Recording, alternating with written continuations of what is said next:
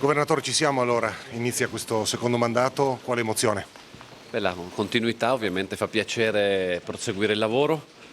Ho un dovere, ringraziare tutti quelli che hanno lavorato con me negli ultimi 5 anni, perché il risultato del voto è dovuto del lavoro di 5 anni, che non è stato di un presidente, ma di una squadra, di una maggioranza, di una giunta, di un consiglio che devo dire hanno lavorato molto bene anche in periodi difficili. Quindi non posso che ringraziare e augurare buon lavoro ai consiglieri neoeletti, con i quali ovviamente costruiremo il nuovo percorso di governo di questa regione. Oggi è una giornata importante anche dal punto di vista istituzionale, la sua solennità.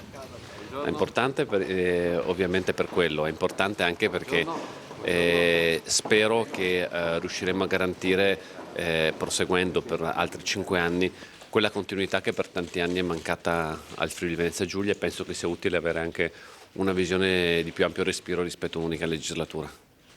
A proposito, ha lasciato qualche file già sulla scrivania pronti per il suo rientro, da portare avanti? Non abbiamo tanti, insomma, però adesso l'impegno sarà quello di consultare durante la prossima settimana le forze politiche di maggioranza, per dopo decidere la giunta, quindi diventare pienamente operativi, e poi entro 20 giorni ovviamente verrà convocato il Consiglio regionale, convocherò il primo Consiglio regionale. Basterà una settimana per chiudere gli incastri? No, vediamo, insomma, io sono ottimista, mi sembra che come abbiamo lavorato bene 5 anni, penso che per la giunta ci potrebbe essere necessità di un po' di tempo proprio per ottimizzare anche le rispettive competenze, ma non penso siano problemi, ecco, di equilibrio o d'altro, perché mi sembra che sia grande condivisione. È ovvio che dobbiamo cercare di fare il lavoro migliore possibile, se si imposta bene all'inizio funziona bene, meglio anche dopo.